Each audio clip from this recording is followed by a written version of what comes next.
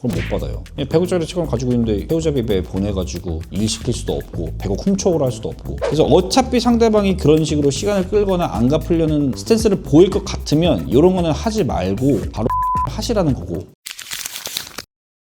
오늘은 돈 떼이면 어떻게 해야 될 건가? 같은 돈 떼인 사건인 것 같아도 정말 다양한 사건들이 있습니다. 모든 케이스를 다 설명드릴 수는 없겠지만 그 중에서도 좀 자주 일어나는 것, 좀 중요한 것들 위주로 제가 좀 추려서 설명을 드리고, 뭐 주의사항이나 소송을 진행하시게 되면 꼭 반드시 알아야 될 것들 설명을 해보도록 하겠습니다. 처음엔 액수 얘기를 좀 드려볼 수 있을 것 같은데요. 우리나라가 단돈 뭐 10만 원, 100만 원이라도 정말 끝까지 안 주면 소송을 하셔야 된다는 점 번째로 말씀을 드리면서, 일단 액수가 좀 적은 경우, 기본적으로 한 100만 원 이하다, 뭐 소송을 해서 끝까지 받아내시는 것도 물론 방법이겠지만 이보 전진을 위한 일보 후퇴, 과감하게 포기하시는 것도 하나의 방법이다. 그래도 나는 뭐 끝까지 한번 받아내겠다 하시면 해보실 수는 있는데, 나도 끝까지 한번 버텨볼 건데? 하면은 이제 노답으로 가죠. 왜냐면 연 이자가 12%가 붙거든요. 그럼 100만 원이면 112만 원이야 1년에. 그냥 거의 약 올리듯이 질질 끌다가 한 120만 원 주면 돼요. 오히려 그런 애들은 무시하는 게 그쵸. 근데 이게 또 100만 원도 돈이니까 막 쿨하게 잊어라 이렇게 말씀드리기는 어렵지만 현실적으로는 문제가 있구나. 300, 500만 원 정도 갔다고 하면 이제 지급명령 신청을 셀프로 좀 해보시는 거를 추천을 드립니다. 지급명령이 뭐냐면 소송 전 단계라고 보시면 되는데, 만약에 이 신청을 간명하게 했어요. 내가 뭐 얼마를 몇 월 며칠에 빌려줬는데 이 사람이 안 갚으니까 좀 이거 신청합니다 하고 뭐 자료 좀 첨부해서 냈어요. 상대방이 이거를 송달을 받았는데 2주 동안 이의 신청을 안 해. 그러면은 재판에서 이긴 거랑 동일한 효력이 있습니다. 이 이의 신청이라는 게 되게 간명해서 그냥 한 줄로 그냥 이의를 신청합니다 띡 써서 내도 이의 신청이 돼요. 변호사 선임하게 되면 최소 비용이 뭐 당연히 사무실마다 다르겠지만 55만 원에서 한 110만 원 되거든요, 부가세 포함해서. 이렇게 하셨을 때 뭐 300만 원 받는데 100만 원을 쓴다, 이게 사실 좀 현실적으로 너무 세잖아요. 그래서 이제 혼자 해보시는 걸 추천을 드리고, 간단한 대여금이라면 차용증도 있고 계좌이체 내역도 있고, 그리고 상대방도 자기가 갚을 의사가 명확히 있는데 진짜 한번 봐달라, 좀만 기다려줘, 이런 경우에는 해보시는 게 효과적일 수도 있습니다. 돈을 빌린 사람이 뭐 A부터 뭐 B, C, D 다 빌렸어요. 근데 누구는 뭐 이자도 없고 무이자에 돈 갚으라는 소리도 안 하는 사람이 있고, 누구는 계속 돈 달라 하다가 이제 소송까지 들어갔고 이자도 12%가 붙어. 그 이제 급한 불을 끄잖아요. 급한 불을 만들어주는 거다. 500에서 1000도 사실 300에서 500이랑 큰 차이는 없을 것 같은데, 이 경우에도 지급명령 신청을 고려해 보시면 좋고, 1000이 넘어가면 이제 소송을 적극적으로 생각해 보실 필요가 있죠. 내가 1000만 원 눈 딱 감고 그냥 똥 밟았네 하기 너무 큰 돈이고, 변호사비는 보통 이제 저희가 소가가 1000만 원짜리면 저희 사무실에서는 정말 낮춰서 한 330 정도를 말씀드릴 것 같은데, 어떤 곳에서는 이거보다 좀 더 저렴하게 하는 데 있을 거거든요. 요새 변호사 시장이 어렵다 보니까. 근데 뭐 싸고 좋은 건 없으니까. 하지만 이게 진짜 간단한 거라면, 그래도 이거보다 더 액수가 올라가서 만약 2, 3천이다 이러면 정말 적극적으로 변호사를 선임하는 걸 고려해 보셔야 될 것 같고, 왜냐면 이 정도 됐을 때 돌려받을 수 있는 변호사 비용이 대략적으로 한 2, 300 되거든요. 이제 그것까지 감안하셔가지고 소송을 해보실 수 있을 것 같고, 액수 얘기는 뭐 이 정도로 뭐 간단하게 마무리하면 될 것 같습니다. 그리고 또 사실 액수보다도 중요한 건 상황인데요.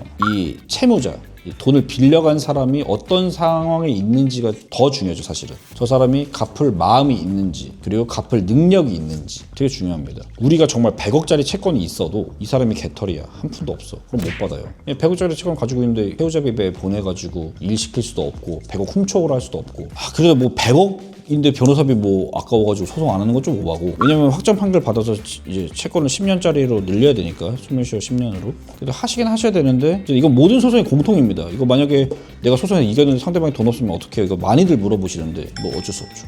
또 채무자 유형에서 나눠볼 수 있을 것 같은데, 좀 쫄보여가지고 변호사 도장 찍힌 내용 증명이 들어가자마자 이거 해서 갚는 분들도 정말 간혹 계시고, 지급명령 신청이 들어올 때 이거는 이제 더 이상 내가 뭐 말로는 안 되겠구나, 말로 내가 조금만 기다려줘 이렇게 좀 하는 거 안 되겠구나 해서 갚으시는 분도 계시고. 그런 것들은 상담 오셔서 카톡 보면 느낌이 오세요. 이 사람이 이런 스타일일 거다. 사실은 오죠. 거기에서 전략이 나오거든요. 선택은 이제 의뢰인분이 하시는 거니까 내가 뭐 이렇게 하셔라라고 강권하진 않는데, 근데 그건 사실 의뢰인분이 더 잘 알아. 이 사람이 요러저러한 인생을 산 사람이고 요런 정도 재력이 있는 사람이다라는 걸 들으면, 그럼 이거 내용 증명부터 해보셔라, 아니면 소송 바로 하셔라, 이렇게. 이런 것들 왜 고려해야 되냐면, 내용 증명, 지급명령 신청, 소송 이렇게 소장 날리는 것까지 순차적으로 할 수도 있는데, 이걸 만약에 변호사 선임해서 진행하시게 되면 내용 증명은 사실 법적으로는 거의 효력이 없어요. 그래서 내용 증명 보냈는데 상대방이 그냥 아무런 대응이 없어. 그러면 이제 내용 증명비 날리는 거고, 지급 명령 신청했는데 상대방이 그냥 기계적으로 이의 신청을 해버려. 그러면 지급 명령 신청 비용을 또 날리는 거잖아. 그래서 어차피 상대방이 그런 식으로 시간을 끌거나 안 갚으려는 스탠스를 보일 것 같으면 이런 거는 하지 말고 바로 소송을 하시라는 거고. 그러니까 좋은 결과도 중요하지만 그 결과 이전에 의뢰인분이 최소한의 비용을 써서 최대한의 효과를 얻는 것도 중요하잖아요. 보통 언제 많이 빌려줘요? 친구가 너무 어렵다 해가지고 정말 사채까지 끌어다가 이자 무슨 15.8%짜리 3%면 빌려주시는 분도 계시고, 아니면은 이자를 과도하게 많이 준다, 돈놀이 좀 해볼래 해서 빌려주시는 분도 계시고, 여러 가지 유형이. 연인간에도 있고. 연인간에 너무 많지. 이 연인간에는 특히 이제 이게 준 거냐 빌려준 거냐로 엄청 싸우지. 근데 일단 채무자 유형에 대해서 알아봤고, 마지막으로 이 사안에 대해서 알아보면 좋을 것 같습니다. 일단 중요한 건 일단 차용증이 있냐 없냐, 아니면 얘가 돈을 빌린 걸 인정을 하냐 마냐. 증거가 약하면 나중에 만들어야 된다는 얘기도 있던데. 인터넷에 나오는 게 그거잖아. 1,000만 원 빌려줬는데 너 나 1억 언제 갚을 거야? 이래서 내가 언제 1억 빌려서 1,000만 원 빌렸지 이러면 이게 증거가 되겠네. 요거. 근데 그런 거는 유의미하다 생각하거든. 당연히 유의미하죠. 내 입으로 내가 액수를 말하는 거니까. 근데 그럼 만약 그렇게 해도 실토를 안 한다. 그럼 어떻게 해? 그럼 증거 수집이 안 된 거잖아. 그럼 이놈은 이제 내 돈 떼어먹은 놈이구나 하고 이제 소송 전략을 다시 짜야지. 너 네 사정 어려운 거 알겠으니 약간 일부라도 좀 갚아라. 얼마 보면 너 한 달에 20만 원씩만 갚아. 이런 식으로 해볼 수도 있고. 근데 그것도 좀 재판 가면은 또 거짓말 해요. 돈을 얘가 준 건데 미안해서 도의적으로 얼마 준 거지. 내가 이거를 전체 20만 원 곱하기 50해서 50개월 갚을 마음 전혀 없었다. 인정한 거 아니다. 다 거짓말 하지. 그리고 50개월이면 50개월 명시적으로 쓰지 않았겠냐. 그런 말 없지 않냐. 다 거짓말 해. 왜냐면 어차피 줄 돈이니까. 해보고 아닌 말고거든. 근데 그러면은 이렇게 받기가 어려운데 돈을 어떻게 빌려줘야 돼? 돈은 안 빌려줘야 되지 원래는. 네. 사실 그러기 어렵잖아요. 안 받아도 어쩔 수 상관없다 싶은 금액만 그냥 줘버리든지. 저도 그렇게 잘 못해. 근데 또 믿는 사이에서 차용증 또 엄격하게 쓰자 말자 말하기도 사실은 그렇지만, 사실 그래도 차용증을 받으셔야 된다. 이거는 사실 최소한의 장치죠. 최소한의 장치. 그럼 이제 그런 문구를 넣을 거잖아. 언제 기한 변제 기한 내에 안 갚으면 이걸로 이제 집행할 거야. 그걸로 바로 이제 집행문 부여 받아가지고 집행을 할 수 있으니까. 판결에서 이긴 거랑 똑같은 거거든요. 제일 좋은 건 이제 돈 거래 안 하는 거. 두 번째, 정말 피치 못하게 빌려줘야 된다면 차용증 쓰시고 공증 받으시고. 차용증은 어떻게 쓰면 좋을까요? 그리고 좀 잘못된 차용증 같은 거 빌리시는 분은 좋을 것 같아요. 잘못된 차용증이라고 하면 이런 것도 있지. 일단 변제기 약정이 없는 경우, 언제까지 갚아야 된다라는 말이 없어. 최악이지. 그렇다고 무기한은 아니야. 어쨌든 변제기를 쓰셔야 되고, 사람 이름 당연히 들어가야 되는 거고, 사인 도장 같은 거 있어야 되고. 간인 개인 그게 결정적이진 않은데 사실 그런 거 다 꼼꼼하게 하는 게 좋지. 제일 좋은 건 인감증명서 첨부하고 인감도장 찍고 이게 제일 좋겠지. 그리고 이제 이자 약정 넣어야 돼. 5%든 3%든 12%든 이자 약정이 있어야지. 그럼 나 차용증 없으면 내 돈 못 받나? 이런 하시는 분이 많이 있으실 것 같아요. 그러니까 차용증 없는 대여금 소송이 이제 정말 대여금 소송의 한 8-90% 되죠. 그럼 그때는 차용증 대신 어떤 것들이 좀 결정적으로 차이가? 첫 번째로 이걸 현금으로 주고받았다. 이길 수 없어. 증거가 없으니까. 그러니까 최소한 계좌이체는 해야지. 근데 이 금액이 크면 클수록 빌려줬다는 게 조금 더 심증이 형성이 되죠. 한 5억, 10억 돼. 근데 누가 5억, 10억을 그냥 주냐.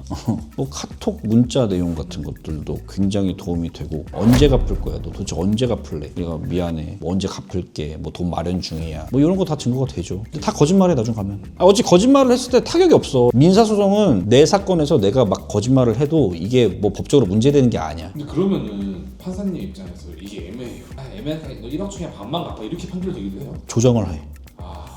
합리적인 거짓말 싸움으로 가잖아. 얘 또는 얘는 거짓말인데 증거 없는 진흙탕 싸움을 하고 있으면 판사님도 피곤한 거야. 그러면 이제 우리 조정 회부 한번 합시다. 합의 보시죠. 또 그런 사건이 있어. 확실하게 좀 받을 수 있을 것 같다 이런 거 있어요? 확실한 거 없어 이거. 진짜? 이게 보통은 변호사 통해서 쓰거나 이렇게 보통 전문가 통해서 쓰고 이러지 않고 자기들끼리 그냥 이렇게 쓰거든. 빠진 것도 많고. 제일 중요한 건 이런 거야. 문장이 중의적으로 했을 때. 그러니까 이건 이렇게 보면 요 얘기가 맞고 이렇게 보면 요 얘기가 맞아. 그러면 이제 서로 이제 그건 이렇다 주장하는 거야. 예, 그래서 차용증이 있어도 소송이 어려울 판에 차용증이 없으면 이제 완전히, 그러니까 안 갚아서 소송하는 거니까 이제 안 갚을 태세가 돼 있는 거잖아. 마음의 준비가. 이제 소송에서 이겼어요. 승소 판결 받았어. 그럼 이제 끝. 입금.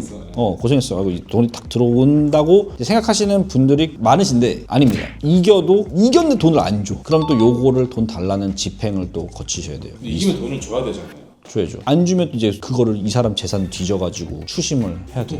고통이라는 게 없어. 우리의 요 세계에서는 통상이라는 건 없는 것 같아.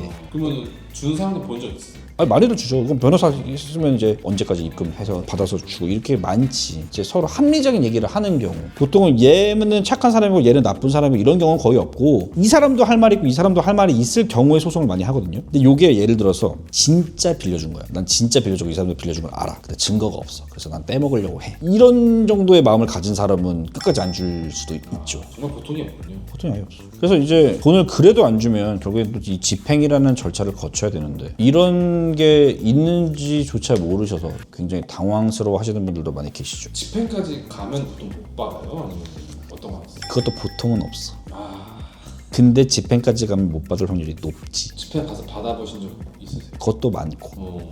이거 대형이라고 단순한 게 아니에요. 그러니까 이게 혼자 셀프로 했어, 이겼어. 그럼 뭐 돈 안 주고 뭐 어떡할 거야. 셀프 소송이라는 게 진짜 쉬운 게 아닙니다. 근데 이게 돈 빌려줬으니까 빌려준 돈 내놔 하는 이 소송이 굉장히 간단하게 생각되시겠지만 그 안에 있는 것들이 굉장히 많고요. 또 이겼다고 해서 바로 돈이 나오는 것도 아니고 하니 가급적이면 전문가에게 맡기시는 게 좋고 변호사보다는 좀 법무사가 저렴하거든요. 비용적으로 모든 게. 소송은 이제 법무사는 소송에 참여할 수 없지만 어쨌든 뭐 정말 변호사 비용이 너무 부담스러우시면 법무사한테라도 맡기셔서 해결을 보시는 게 좋을 것 같고 이거를 혼자 하시다가는 진짜 내가 확실히 이길 수 있는 거였는데 아니면 내가 확실히 받을 수 있는 거였는데 사소한 실수로 못 받게 되고 뭐 이런 경우도 허다하니까 가급적이면 전문가와 상담을 받으셔서 진행을 하시는 걸 추천드립니다. 뭐 정리하자면 1,000만 원 이상 넘어가면 변호사 상담 받아보시고 만약에 이게 2, 3천이 넘어간다 하면 변호사 선임하셔서 소송까지 적극적으로 고려해 보시길 바랍니다. 못 받은 돈 있으신 분들은 연락 주십시오. 받아드리겠습니다. 근데 이제 그 사람이 돈 없으면 못 받고 끝.